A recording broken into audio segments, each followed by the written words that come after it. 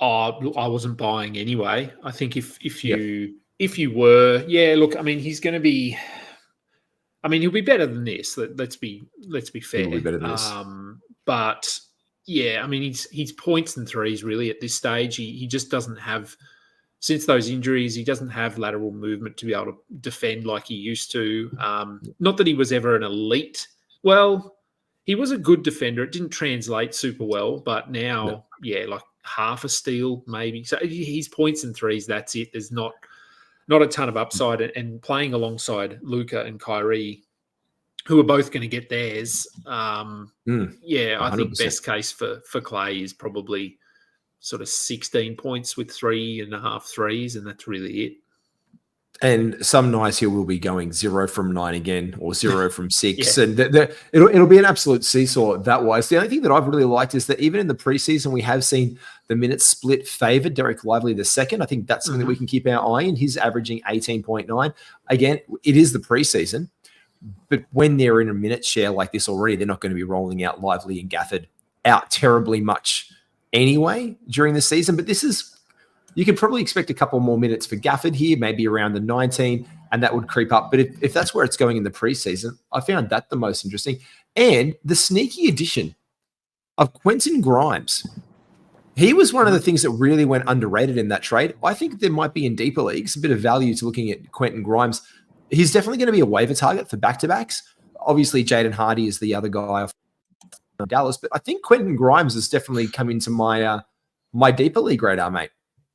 Yeah, I think they both have. I think I've talked about both of Hardy and Grimes as first guards off the bench, and we know Kyrie, he's probably going to miss a few games. Luka will probably miss some as well. And I think Jason Kidd even came out and said that Jaden Hardy this year is going to have a pretty consistent and somewhat significant role, which I love because I have him in 2 dynasty leagues. So standard leagues, I don't know. I mean, if you just need points late, I guess you could take a bit of a fly, but there's quite a few guys down in that 130 to 140 range that you can get who could be 15 to 16 points a game. So, yeah, if you don't get one of them, don't stress. But, worth a look, I think. I would agree there. We're going to the next team in the Western Conference, the Denver Nuggets. Look, Michael Porter Jr., efficient from the field goal. He's played in 3 games. He's looked a little bit banged up, but still doing what he does, and we can expect this from MPJ. Taking the threes, 16 points tonight in 21 minutes. We know that can go up from there. Rebounds-wise, he's at 3.7, doing what he does. But I think the standout, look, Russell Westbrook has been decent in 21 minutes tonight. Definitely a late target. Can we talk Julian Strawther for a second? He has been a revelation off their bench. Yeah, he's been good. It's a shame that Peyton Watson's been injured because I would have liked to have had a look at him through the preseason as well. But no, look, I think Strother is interesting. Christian Brown is going to start. I'm fairly certain of that. But look, I mean they've got nothing invested. Well, invested.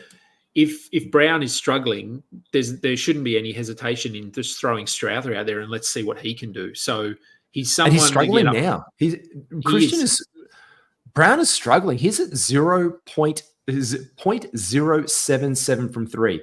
He's taken 3.3 in 23 minutes in the preseason. So they're giving him all the run that he can. He's hitting 0.3 of them. He's not even hitting you a 3 a night off 3.5 attempts. Basically, that's not very good. Field goal percentage is 355. Ugh. Yuck.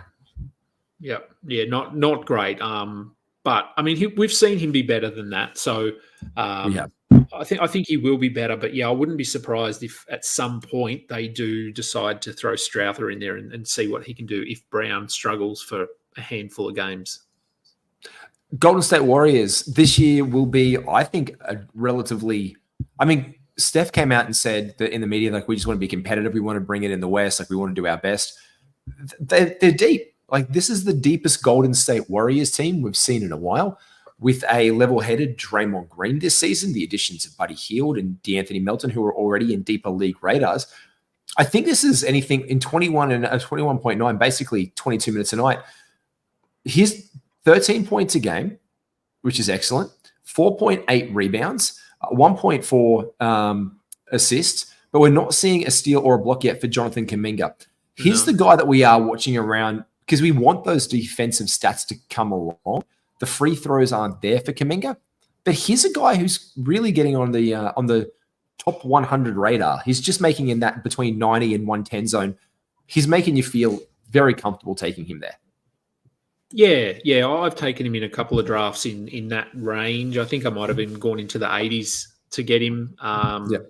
And yeah, I'm okay with that. Yeah, look, he hasn't been great. We'd obviously like to see something on the defensive end. As you said, he's literally done nothing. So and in the preseason, when people are just messing about, just grabbing some steals or rebounds or some rebounds or steals or blocks. Yeah, and look, I mean, I think you could probably make a case. Well, it's probably look. I don't know whether it is actually something, but if you wanted to be on the positive side of things, I think you could say that playing in the preseason is actually, it's not surprising that some guys aren't getting defensive stats because you're playing against opposition that you're not familiar with them. So like when you're playing in the NBA, you're used to a certain speed, you're used to certain offenses. So when it's all thrown out the window and teams are just doing wacky stuff, it's going to be a bit more sort of stand back and watch. So, look, I hope he can maybe get one. I don't know. What do we think? 1.5 defensive stats would be nice. I'd love two. I'd love one. I would love 1.5. I'd love 1.2, 1.4 steals a game because I think that's what he needs to do. The steals and the deflections and getting those are good. And if he could get me a block here and there along the way to average like 0.8 blocks to get me over that 2 marker, I'd be okay. Yeah. Especially when we know that Draymond can be the big man. If they run small ball, he'll fill into that spot as a defender down the back a lot more quickly than probably a point of attack defender. Or maybe he's the point of attack defender, who may be. But I think they will probably really use DeAnthony Melton in that spot a lot more. I think he'll be one of those guys on board. Talking about inefficient guys earlier on, let's move to the Houston Rockets, where in 2 preseason games, Fred VanVleet has managed to get us some social media backfire because his field goal percentage is 0.091. And so everyone is like, oh, you guys who said VanVleet is awesome, he's shit. He's only hitting half his free throws, which he is. He's literally 500. He's only taken 4 and he's hit 2. It does not look good on the stat sheet for him whatsoever. But the 8.5 assists in only 20 minutes a game is very, very sexy. The steal in that amount of minutes is very, very sexy. The 2 rebounds, which is something that he gets out of position, is good. And even a half a block in his position on very minimal fouls, minimal turnovers. This is why you draft Fred VanVleet, but he can be better than that offensively. Yeah, he will be. I mean, he's never been an elite scorer, an efficient scorer. But absolutely, he'll be better than this. I do think that probably this year it might be a career best year in assists because just the talent he's got around him now. There is even less pressure on him to score. So he's not going to score a lot this year, but the steals, the assists, the low turnovers, he'll be better from the free throw line. I'm not worried about that. So, I think it's no one regresses that heavily. No one regresses that heavily. No. And yeah, look, I mean, if you're not punting points, it makes it hard to draft him. But if you are punting points, which we talked about last week, is a strategy that seems to be implemented in a lot of leagues this year. Fred VanVleet is a perfect guy for that build. Someone who you'll never be able to pump points with because he's a bucket is Jalen Green. He's just looked in 22 minutes tonight like he wants to score everything. Doing Jalen Green things and not averaging even 1 assist a game barely 1 defensive stat. But this is what he does. 3-point percentage is good. Free throw percentage is up. Field goal percentage is down. Working really well and efficiently with Alperen Şengün, who we love as well, and Armin Thompson. There's going to be... I think everyone collectively in fantasy world this year, there'll be open times, Kingy, where we are streaming Houston Rockets on back-to-backs or 4 or 5 game weeks for these guys and trying to bring in a lot of these names. I'm actually just counting through or looking at all of the Rockets players that have played sort of significant, somewhat significant minutes, and I think there's potentially 10 Rockets players this season that at some point will have standard league value. Yep. I would. I'd probably go 11. I'd probably just bump on 11. Oh, you know what? Maybe 10. I think it's a toss-up. I think Jock Landale is the one who could probably miss out the most there, because I even see Steven Adams getting those backup center minutes and just coming out there as the wrecking ball in the second unit. He's been. Yeah, I actually think Adam. I mean, Landale. I don't know if Landale's been injured. He hasn't played a lot. Adams seems to have been out there a bit more, but I think Adams might be one of the more under the radar sort of additions for this Rockets team, because he gives them. We know exactly who he is. He's one of the best offensive rebounders. He knows how to set a screen. He's a good facilitator. They can run the offense through him. So he's not going to score a lot. He's probably only going to play 15 to 18 minutes a night. But I just think he gives that second unit a really good foundation. And if you've watched any Rockets games this preseason, they are going to be fun. They are fast. They want to score. They're going to be really fun to watch. And they're letting the full Jabari Smith Jr. experience come at them as well to try and develop him. Like, they're going to be a really good team. But yeah, I do think Adams is the guy. He hasn't shown us any of the defensive acumen that he has yet. He hasn't got a block or a steal in the preseason, which is kind of not what we expect from him. But super high field goal percentage, super high rebounds, definitely a stream when you're in a tight week and you've got a back-to-back to start off your week. If you're finishing up your first week of fantasy and you've been back and you see the Rockets are coming up and got a back-to-back on the Monday, Tuesday, you're reaching for a Steven Adams very, very quickly. Someone who has reached for a lot in drafts so far for the Los Angeles Clippers has been James Harden. Talking about the Houston Rockets, because if you haven't heard, Kingy, Rockets Harden is back, obviously. Obviously, he's back. But the more impressive guy has been Kai Jones in a team-high 24.5 minutes a night. Is this guy the backup in the Clippers now? Is he the guy? Well, yeah. I mean, look, it's him or Mo Bamba, and I mean, we know who Mo Bamba is. We know that he can get blocks, but he's not a good defensive player. He can stretch the floor, but he's not really that reliable. So it wouldn't surprise me if whether it's Kai Jones to start the year, I don't know, but he'd be one of those guys that I'd just be throwing on a watch list just in case they decide to play him over Bamba. I mean, we haven't even, Bamba must be injured, is he? That's how I follow Mo Bamba. I try not to follow him at all. He hasn't played. I don't know whether he hasn't played. He's crap or it could be that. No, look, I think he might be injured. My Mo Bamba depth of knowledge isn't that big. But the thing is this: when you're playing 24.3 minutes a night, and your name is Kai Jones, and you're almost averaging 4 stocks a game, that's really sexy.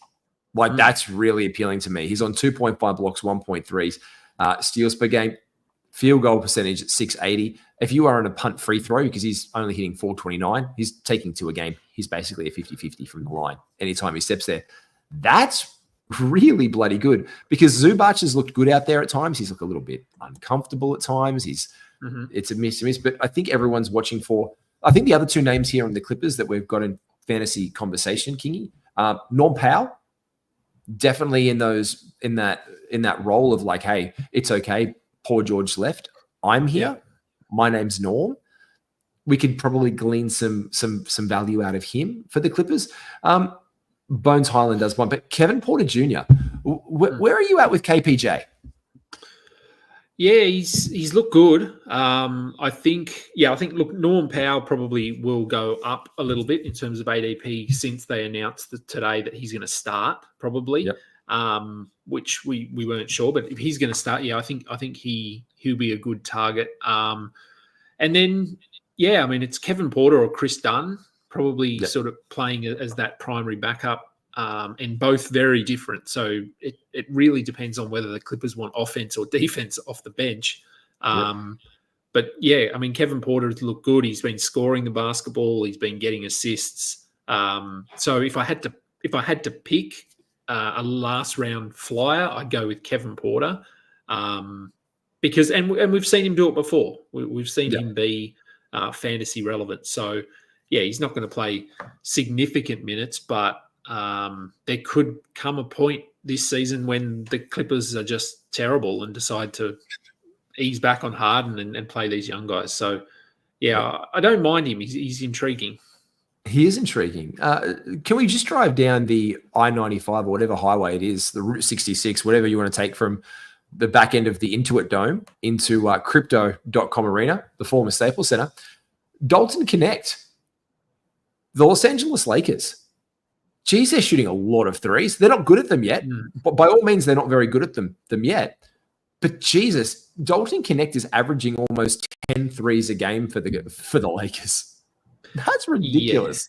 Yeah, it's look, I mean, it's the way the league's going, obviously shooting threes. And I mean, I wouldn't read too much into it, given LeBron James is averaging 18 minutes a game, D'Angelo Russell 24, Anthony Davis 22, Austin Reeves 23. So, yeah, look, I mean, they're letting him fly, and we know what he can do. Yeah, I wouldn't be drafting him or anything like that, but he's looked pretty good, I think.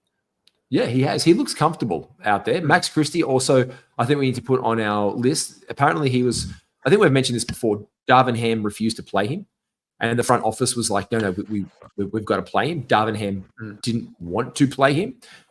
Look, this is another guy who's a young guard, can stretch the floor for the Lakers, which is something that we know that they've needed in a very, very long time. Apparently also the reason they didn't chase down Buddy Hield was because of Max Christie. They're like, well, Max Christie does the job, and we're paying him a rookie salary. So we're not going to go and chase. So that was the name that was brought up. It's like, well, why would we get Buddy when we have Max? And I was like, okay, interesting. I know that's interesting to hear. Look, Anthony Davis has looked bloody lethal. He has just looked fantastic as ever. LeBron James looks fantastic. Comfortable top 6 pick with Anthony Davis. Obviously, after the first 2 blokes go off the board, you're looking at Luka and Shea. Very comfortable at 5 with AD, Kingy. Yeah, I took him at 4 yesterday in the Roto World mock, and started listening to that show this afternoon, and yeah, I think they were a little bit surprised I took him over Luka. I think it was. Were they? But yeah, a little bit. I think just because that was a sweaty draft. That was a sweaty draft yesterday. It was. I'm waiting to get to the Jesus, that was sweaty. when at the whatever pick it was, 93 or something, when I took Dyson Daniels, because Noah has told me that he reacts openly on the show when I take him. So yeah, I'm waiting to hear that response. Did you see the project? It was really hard for me to look through the teams and think about who was going to win it. Did you see projections for that, or was that a very close draft? I've got to ask that. That was a stupidly close draft. Like when I'm watching it, and I know it's an analyst draft, but this is the one that I should actually put a screenshot of. I think was it the Yahoo one? It was the Yahoo one, wasn't it? Yeah, it was. Yeah, I'm just bringing it up now. It was really intense, but it was really good because I think it was a lot of analysts who put their flag in the sand on guys. It was like, this is my dude, and I'm going to take him. The guys like Ja Morant moving down a little bit more in analyst land and things like that. I thought it was, super competitive draft. It was. Talking about, so you got to bring it up when you can. Go nuts for it. Yeah, I've got the projected standings here. You want to share them? Yeah, I can share it. Hang on. How did we go, Kingy? Actually, maybe not. Can you tell me first how we went? Yeah, so according to this, you were first, I was third. Hey, go the boys. Let's have a look. Share. There we go. There we go. Oh, it's a bit small. Hang on. Yeah, that's bigger. There we go. Yeah, so this is obviously based on me, and you can see my ridiculous punt there. I can. Jesus, look at you. That's what a lot of my projections look like when I draft, because I punt 3 or 4 categories. So, oh my God, per projections, I'm beating everyone 5-4, and that's my goal. So, mission accomplished. Wait, do you even beat me 5-4? Yeah. Oh, you do too. And that's sort of what I look for when I draft, when I do these. I'm close on steals though, you bastard. I'm close. How close are we? I'm going to have to stream like a son of a bitch that week. Yeah. Oh, and look, I mean, those low volume categories, like 1.06 to 1.08, it's nothing. It's absolutely nothing. It's Ivica Zubac's throwing the ball and hitting him in the head, and he catches it, and there's a steal, and that wins you the week. So, but no, it was a good draft. Those industry ones are always a lot of fun. So, especially, I always like to see the I like to see the percentage on the win percentage. Like I might be at 626 there, and Mm. Papi Roy, shout out to him at 606. So we're just over the 600s. But what I always love to see is the next group under that, and you can see that between 5.5 down to the 500, and then the drop off is it's very small. It's very competitive. That makes it. Yeah, talking about very competitive. Stopping by the Western Conference, Memphis Grizzlies, Kingy. These guys are going to be super competitive in the West this year. They're going to be a lot of fun. And I do not know what to make out of these guys in the preseason. No, they're tough to get a read on at the moment. Apart from Zach Edey, who I love. I think I just love Zach Edey. Yeah, he's looked good. I mean, some of it's been the opposition. I know he had a really good game against, I think it was the Bulls. Was that where he had 21 or 23 or something? Look, you're against Nikola Vucevic, who's allergic to playing defense. So, but I think, I mean, I don't watch a ton of college. I watch some highlights, but I really rely on other analysts and that sort of thing when it comes to sort of breaking down the rookies, and then I'll watch what I need to watch. But Zach Edey, I think what I love about him is his hook shot, or his little push sort of hook shot. You just don't see it anymore. It's amazing. So no, he's looked good. He's obviously going to impact Jaren Jackson a little bit. I thought Desmond Bain has looked really good as well. Yes. In his 23 minutes a night. Ja Morant got injured, so tough to get a read on him. And then obviously they signed Scottie Pippen to a proper contract, which is really good for him. Good on him. Good on Scottie Pippen.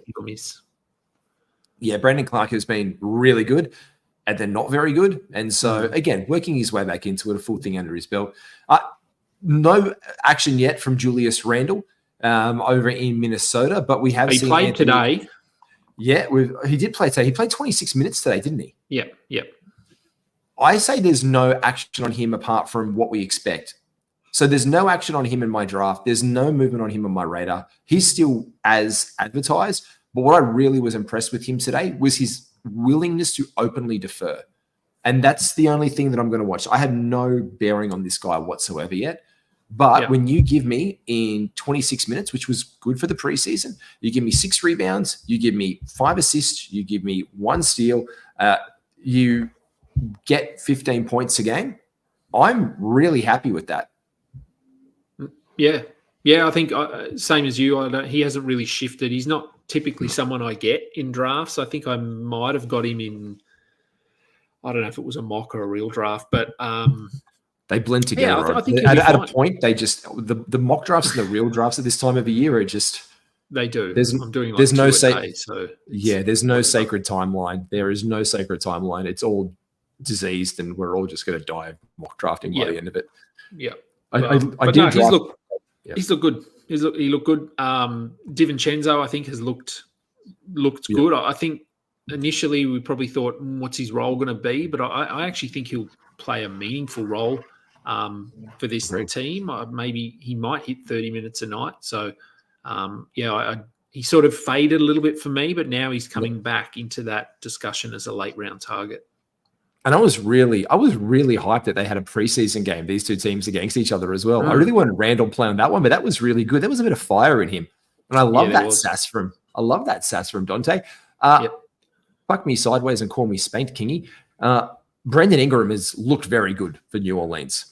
He's looking good. There's no defensive stats, which is not what Brandon Ingram's strong suit is. Let's be honest. But the efficiency from the floor and from the from 3 and 3 shots a game has been good. I know he's the name out there that's going to be traded, but are we drafting him more comfortably now? Because Zion's been a beast. But I'm up on Zion. But just the surprise package that is the Brandon Ingram experience, yes? Yeah, I think so. I think you can take him in that. I mean, I don't know what his ADP is. I'm figuring it's probably in the 80s, 70s or 80s, maybe. I mean, if it is, I'm okay taking him there. I mean, even if he's traded, he's going to play a very similar role no matter where he is. No one's going to trade him to bring him off the bench. So he's going to start. wherever he is, and he'll get you 18, 19 points, 5 assists, 5 rebounds, almost a steal, 2 threes. So yeah, I'm not too concerned about Brandon Ingram. I've got you a live on the spot ADP battle right here because this is a very interesting little thing that I've just found. He's actually risen back up. So people are actually off him a little bit. His lowest point, his earliest ADP data was 65.5. His lowest point was 62.8. He is now flat bang even 70. Okay. Now, someone who's moved in from 83 down to 70.8 on the exact same run is Cam Thomas. At this point of the draft, are you taking Brandon Ingram or Cam Thomas? Cam Thomas. There you go. Yeah. I just purely, well, I mean, it does depend a little bit on what stats you're chasing in that 6th round range. But I can assure you, Kingy, neither one of them is giving you defensive stats. No. But I think Cam Thomas has far more upside in terms of scoring.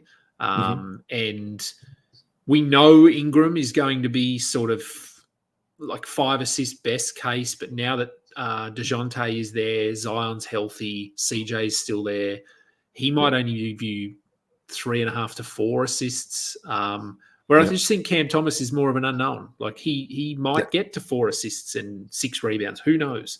But for a guy that might average 28 points a game compared to 18, I'd go that guy. Talking about guys that I'd go, not that way, but if I'm at the top of my draft, I can. I'm not judging. I'm not here to judge, but I will judge you if you pass over Shai Gilgeous-Alexander and for some reason that you think that Anthony Davis is going to be better than him and he falls in your draft. Shai is in less than 20 minutes a night, looked every single bit the MVP candidate that we want him to be. His willingness, he's taken 4 threes a game in 19 minutes. Jalen Williams looks great. I am so high on the Oklahoma City Thunder. They are a fun team to watch, Kingy. They are. Yeah, they're very fun. Shai's looked fine. They really haven't had to exert themselves at all. Jalen Williams even close. No, he's looked good offensively. Holmgren's been out there, but he barely had to do anything. He's hanging out. Chet Holmgren is hanging out in a basketball court for 14 and a half minutes a night. Yeah, it's. I mean, it's not useless, but obviously you got to get him some court time. I think Hartenstein has looked fine. Like people will look at what he's been doing and go, oh, like why are we drafting him in the 6th, 7th round? But I'll tell you why. Because if he plays 18 minutes, this is him in 18 minutes. Yeah, in 18 minutes a night, he is at plus 500. Now the free throws have been dog shit for him. It's been sub 500, so people see that on the volume, and that's not good for him. But the 7 rebounds, the 4 assists, the steal, and the block, that's really good. The thing that's hurting him right now, I think, value-wise, is the turnovers. The 2.3 turnovers a game in the preseason is not great. That comes down. So this is where maybe he falls a little bit. And, if he falls because of this is where he could signify some value for you, Kingy.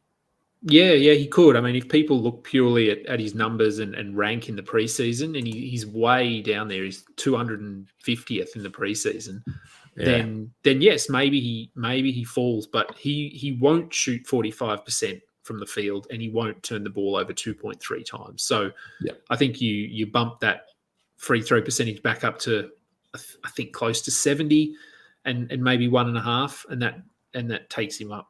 Sort of, and as you said, this is in 18 minutes, and I think he hits 25 at least. So, double with 5 assists, 1.2 steals, 1.2 blocks. I'll take that any day of the week. Oh, 100%. And look, let's just hope that his free throw attempts stay down, or he just shoots it better from the line. One of the perennial favorites in the West for a couple of years there, for a few years there, was the Phoenix Suns. And if you think about it, they've really, after that finals appearance against the Bucks, they've really kind of just low-key undergone a complete restructure, but just Devin Booker remains. Like, it's just one of these things where they still perform really well. And usually in these build down tear modes, you see a decline, like the team that makes the playoffs doesn't make the playoffs, and there's a rebuild. San Antonio Spurs, case in point. We see these arching draft picks. Perennial, what are they going to be? They brought in Kevin Durant over the last couple of years, Bradley Beal. We didn't see a lot of him. Tyus Jones in this year. Tyus Jones has looked great. The 10 points a game from Tyus Jones in 28 minutes. I love the assists are there. The steals are there.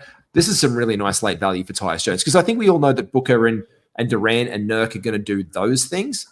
But this is really us buying into the Tyus Jones experience and still seeing Grayson Allen possibly riding the waiver wire a lot this year. Yeah, I mean, this is exactly what Tyus is going to do. He's not going to score a lot, so 9 points, absolutely fine. But 2.3 triples, 5.3 assists, 1.7 steals, and 1 turnover. And that's exactly what he's built his career on. And that's good enough for the 25th ranked player during the preseason. So if you can get him at 120, 110, and he's a guy that can probably get 7 assists and 1.5 steals with basically no turnovers and 2.5 threes, then that's valuable at that point in the draft. Oh, after 100, it's just you don't get those kind of stats just picking off the waiver wire.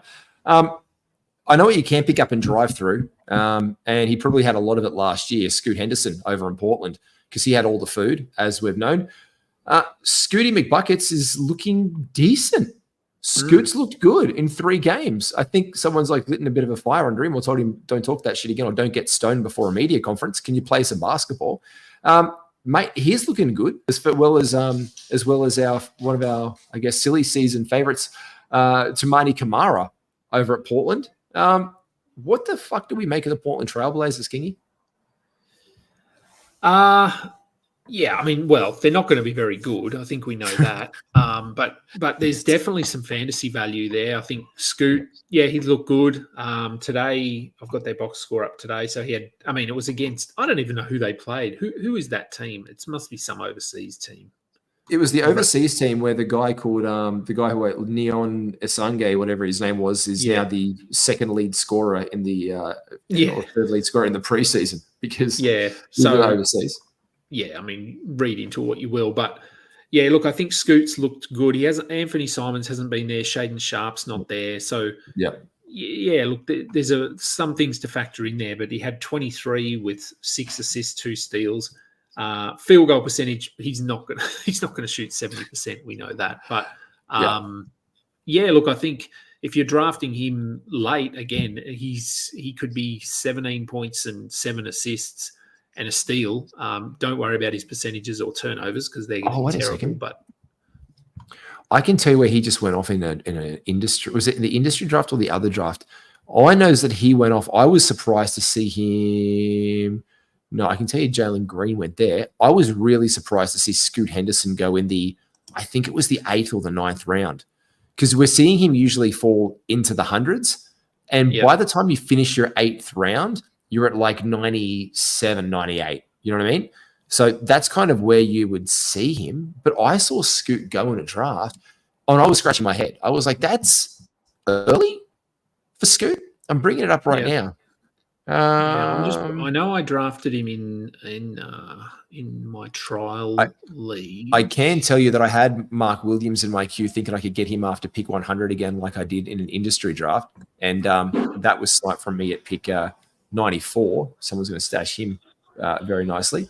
No, that was the World Cup. No, I think it might have been in the analyst draft. I'm going, there's so many bloody draft rooms open, King. I know. I took Scoot at 108. Right. Here we go. In a league. Here we go. Dan Besbris took him. Here it is. Scooty McBuckets was taken at pick 8, round 5. There you go. So take it back. We're up to 96. So 95, 94, 93, 92, 91, 90. At 89, that is the highest that I have seen Scoot. But he has got Cam Thomas in there. Maybe not a lot, but he's mixing that with Trae Young as well. So you can see that he's mixing into a lot of guard action. He's got Bane in there, Jalen Williams, Don Mitchell, Trae. So he's definitely trying to focus on getting some late assist makers later on in that draft. So drafting by Besbris, getting him at 89 with that punt build is good. And the only other thing that I want to say is I know it's the preseason, but DeAndre Ayton has taken some threes and he's made some threes. Yep. This is good. this is not bad for us in fantasy land, but a surprise to be sure. Yeah, I think he's probably just figured it's easier for him to practice and get better at threes than it is to get better at defense. So he's got to add something to his game, and yeah, look, I mean, he's not a bad free throw shooter, so it makes sense that he should expand his game a bit. So I think Ayton's looked fine. I thought Denny Avdia looked really good today. He did. He's sort of a guy that we were sort of high on at the end of last season, and then we thought the trade, this is going to be great, and then we weren't sure where he fits in their rotation. But I don't mind him. I think he might have a sneaky opportunity here.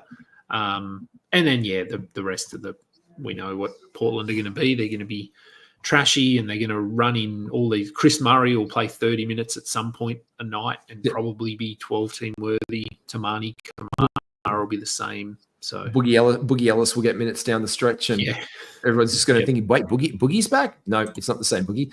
Sacramento Kings time. Keegan Murray. Can I just say, De'Aaron Fox and Sabonis are very good. We will draft them in the same spots that we do. Keegan Murray was one of the, what do we do with Keegan Murray? Because we've got DeMar DeRozan. Those three guys, I think, have stability, Kingy. I think we've got stability with Fox. We've got stability with Sabonis. We can still see DeMar is going to do DeMar things. We expected good playmaking from him. He's averaging 4 assists in 26 minutes a night. He'll play 32 minutes a night. He could get up to 5.5 assists a game quite easily. They're moving the ball around. Keegan Murray's spot, though, was one that we did want to watch. His 3-point percentage is down, but he is still getting us 3 rebounds a game, 1.3 steals. The 2.3 steals for Keegan has been exceptional. The threes are going to be there. He's going to offer. Keegan Murray, I really like. Yeah, he's never really been a guy that I've targeted in drafts or trades or anything like that. But I mean, I think I was sort of that opinion that with DeRozan arriving, his role was going to be questionable. But look, I actually think he might be okay. I think it really comes down to those defensive numbers, because we know that his value is built on points and threes, and he's a good 3-point shooter. So he'll get us 15 to 16 points with 3 3-pointers, and he's an okay rebounder. The difference will be, can he sort of maintain a steal a game? Can he get up to 1.2 steals or 1.3, or will he regress a little bit down to 0.9 or 0.8? That'll swing his value from sort of anywhere from top 50 down to top 90. So, but I don't mind him. I don't know. You've got the ADPs there. I don't know what his ADP is, because I haven't really. I did his ADPs. I know I took him right now after in a league just this morning around the back end of the 80s. I'll tell you where his ADP data is. Wish there was a way I could sort this shit out by on this one. It's just literally by ADP, and it's a mishmash. Where was Murray? He's gone to 80. So there you go. He started. He's at 73. Fine. Yep. And he's at 80. And I'll tell you from my own personal experience, I took him. Well, I can tell you, Dan Titus took him in the 8th round today in a industry draft. So he took him as the 2nd pick in the 8th round. So again, this is in the late 80s, mid to late 80s, and I think I took him there in the other one as well. Where did I take him? I know that he was one of my last picks off the board in the FBI World Cup. We've also got to share that's the FBI World Cup in slow glacial pacer mode right now. But that was the name of my team last year for in FBI World Cup. I called them the Glacial Pacers because we moved ridiculously. Yeah, there you go. Similar to Titus, actually. I took him in the 8th round with the 1st pick. So, yeah, happy with that. That's about the value that we can expect for him to round it out. The San Antonio Spurs. Look, we're seeing not a lot of the San Antonio Spurs playing basketball. Like Wemby's just out there for 20 minutes a night. Kingy, he's still not going to be anything short of the number 1 pick in fantasy basketball. To be fair, what do we make around the supporting cast and how that's working with the addition of Chris Paul? Because I've really liked it. Yeah, I think it looks good. I mean, we haven't had a massive sample size yet, but I think Chris Paul and Wemby will work really well together.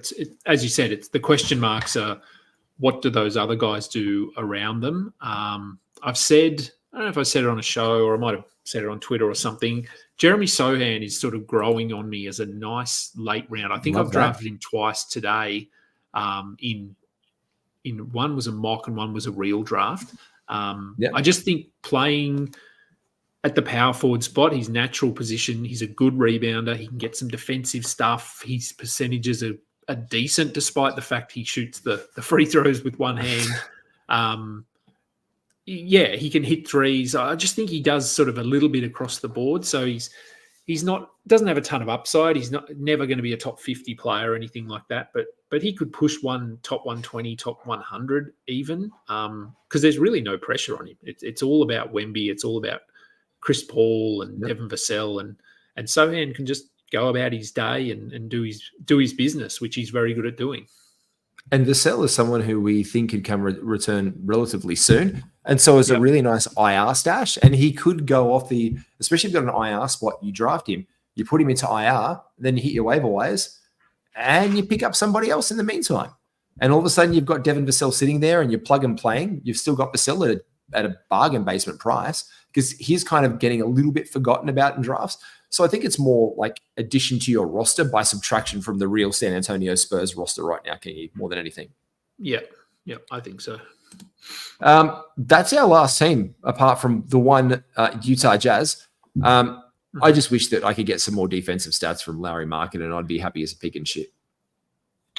Yeah, I don't think we will, though. We know that at this point. But no, I mean, Utah have looked good. I think I'm pretty sure they're undefeated in the preseason, which we don't pay too much attention. Do you remember a couple of years ago when Utah was like 10-0, where they were the best team in the NBA as they started the year under Lowry? Yeah. And everyone was scratching their heads. Hard. Yeah. And then they were fed hard. They're like, no, we're tanking. We're tanking for Kessler. We're tanking for Walker Kessler. Please don't win any more games. Yeah. A very clear distinct. Yeah, and speaking of Kessler, he's looked good. He's starting. He's averaging 8 points. He's not going to be a point scorer. He might get you double-digit points if you're lucky, but 10 rebounds, 2.3 blocks, 82% from the field. If you can get a guy that's going to give you free throw percentage numbers from the field, I think Kessler's pushing or really firming in that range. As I said, that center range with Jalen Duren, Jared Allen. I think you could make a case to take him top 70. I don't know what his ADP is, but I think he'll push into that range. I can look into that for you straight away, King. I've got around that range. Yeah. Here, I can tell you now, it's gone up. I know when I saw it the other day, I was like, Jesus, he's really come in hard. Don't say that sentence drunk. It'll sound really dirty. Bogdan Bogdanovic, Walker Kessler. Here he is. He's come in from 112 down to 97.5, and now he's in the 94s. So he has come straight down into there, and I have not seen him in industry draft go later than 80. So to see that his ADP is 97, but in every single analyst in World Cup, I believe, in that draft room in the 80s, he went off I think World Cup is probably a really good.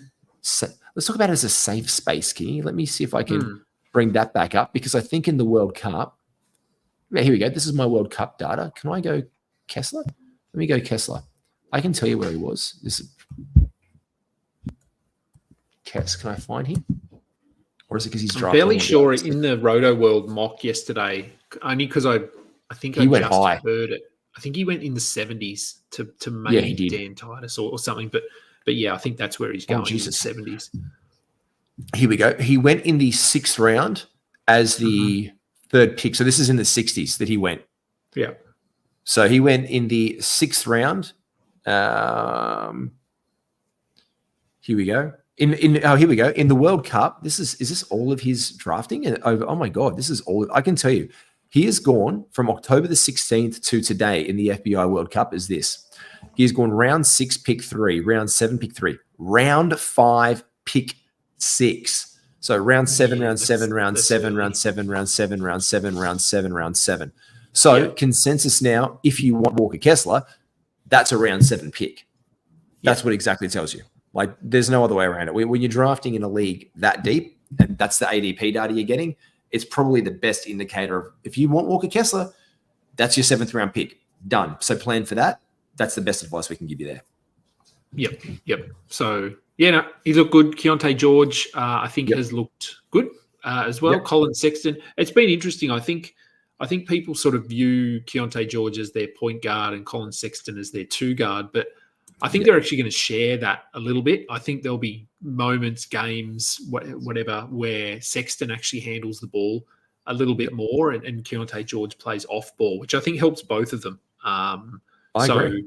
Yeah, I've taken Sexton in a few spots as well. I think he's a really nice, much like Scoot, but a more efficient version of Scoot. So a guy that you can take around, pick 100 or 90, and he'll get you 18 to 19 points with 5 assists. That was always the sort of the negative when it came to Colin Sexton's game, was that he just couldn't get assists. But we saw last year that he's actually worked on that. So, yeah, I like Sexton this year. I actually see it as I call it young sex is how I view this one, because it's kind of like, remember the Sexland experience?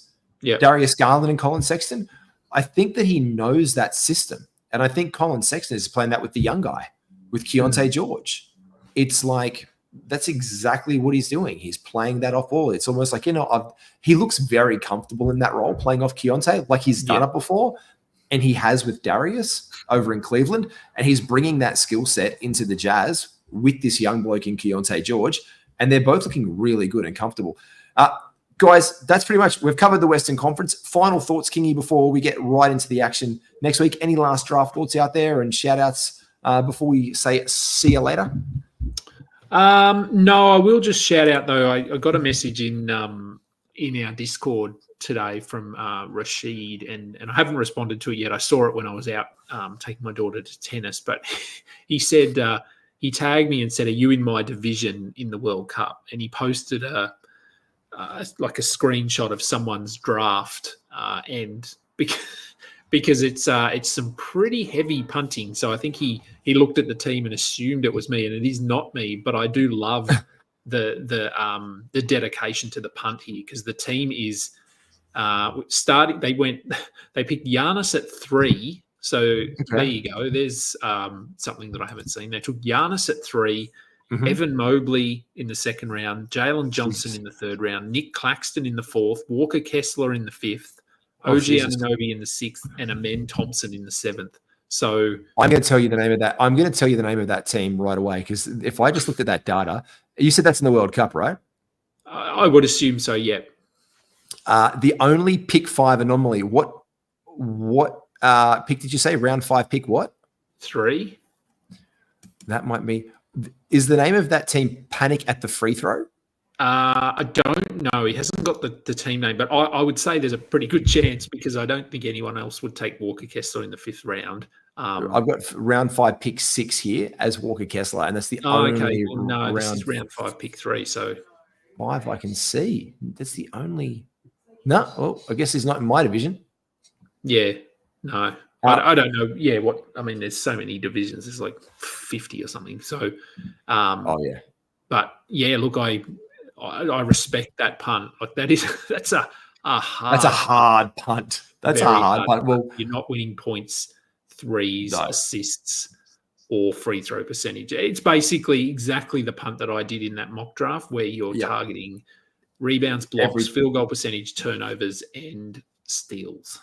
Yeah, and that's all you need to get through to the end. Just win at 5-4, guys. Just win at 5-4. I guess shout out to all everyone at Insight. We also have a couple of spots left in Insight leagues. If you want to be involved in one of our cash leagues, I think we only have 1 spot in one of our fan tracks and 3 spots left in one of our Yahoo leagues. Get on that one. Hit me up on DM or us on X for Insight. Of course, and shout out to my friends over at World Cup who I'm drafting with. Raging Hardens, Grandmaster, KKMC, New Team 60. Good job changing that name, mate. Dirty Harry, Massachusetts, Ball Up Top, SL Life, Macca, and exclamation Owok. I think it sounds like an Ewok noise. Owok. It's what I write every time I see him. Kingy, thanks very much, guys. We'll be back next Thursday night right here on The Crossover. Make sure you like and subscribe. Put the notifications on for all things FBI, basketball, international, and Insight NBA. You can follow all of our links down below. Take care, everyone. We'll see you soon.